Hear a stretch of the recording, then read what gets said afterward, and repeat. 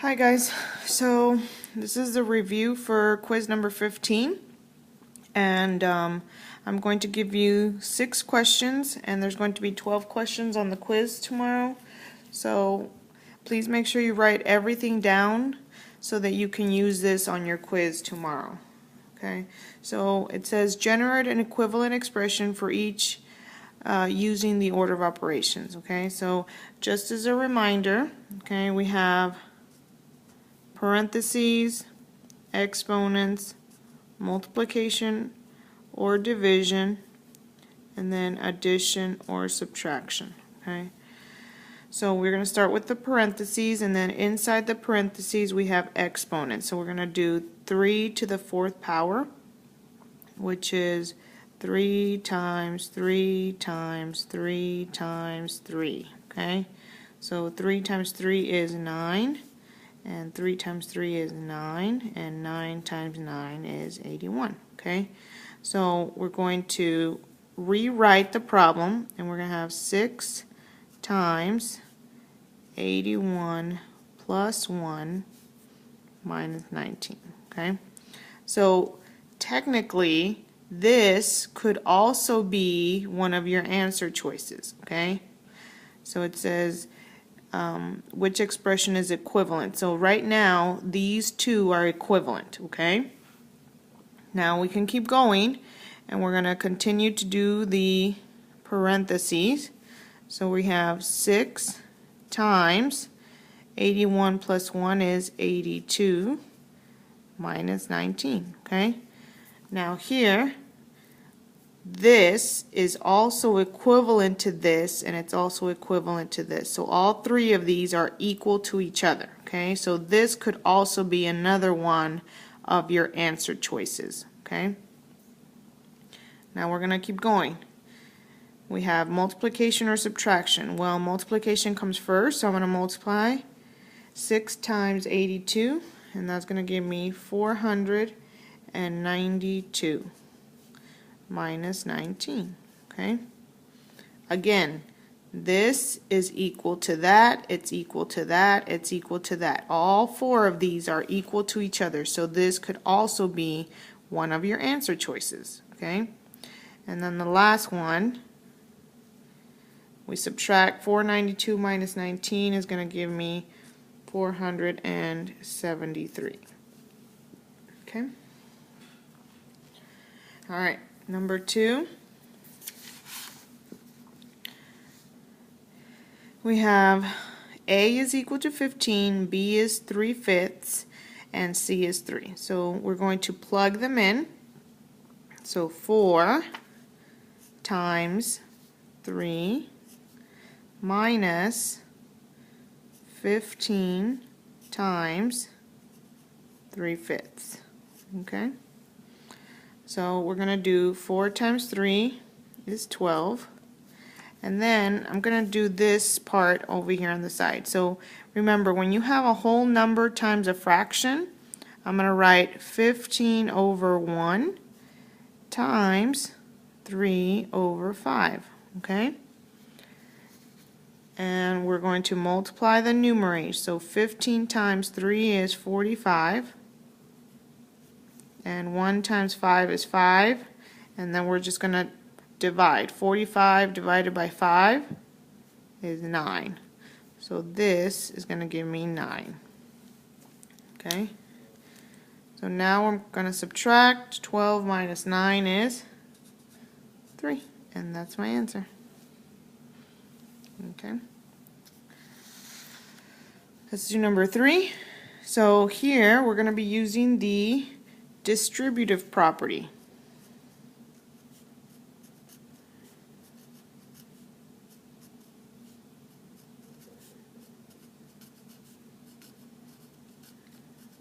Okay, so I'm going to start here with 9, and I'm going to multiply it times 4a. Okay, so we're going to have 9 times 4a plus, then we're going to do 9 times 6b.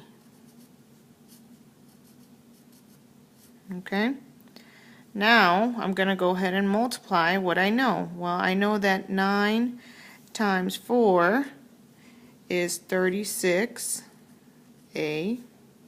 plus I know that 9 times 6 is 54b. And this is my answer.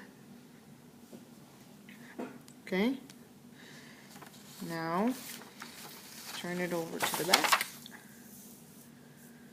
So it says determine whether these two expressions are equivalent. If so, tell what property. Okay, so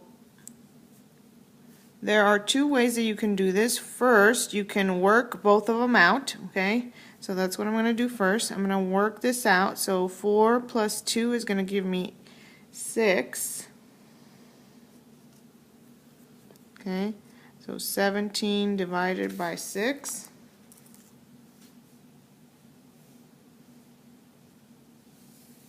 Okay, it's going to give me 2.83 repeated.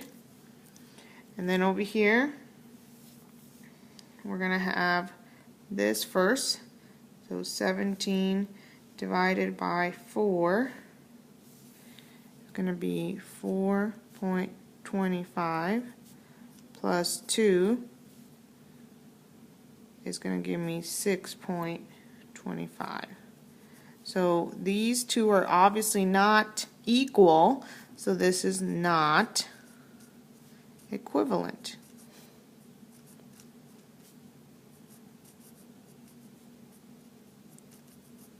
Now another way that you could have done this is look at what you have here. I have division. Okay, so remember the properties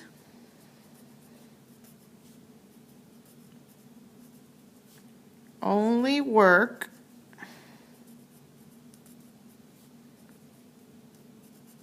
with addition and multiplication. That's it.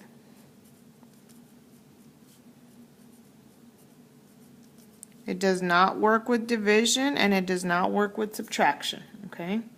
So if you see division or if you see subtraction, then it's probably not going to be equivalent. Okay? But you can try it out and check it out anyway. Alright, number 5. It says, what is the perimeter of the rectangle if x is equal to 7? So remember, perimeter is when you add all the sides. So I'm going to go ahead and work the first one out. So 7 times 7 minus 9. And then the other one is going to be 3 times 7. Okay? So this is going to be 49 minus 9. It's going to give me 40. And this is going to give me 21. Okay? So this is equal to 40. That means the other side is also equal to 40. And this is equal to 21. So that means that this is equal to 21. Okay? So to find perimeter, I have to add all the sides. So 40 plus 40 plus 21 plus 21. And if I add all that together, I'm going to get 122 centimeters. And this is going to be my answer. Okay. Alright, last problem. It says, write the expression that can be used to find the area of the shaded region. Okay. So area is equal to length times width.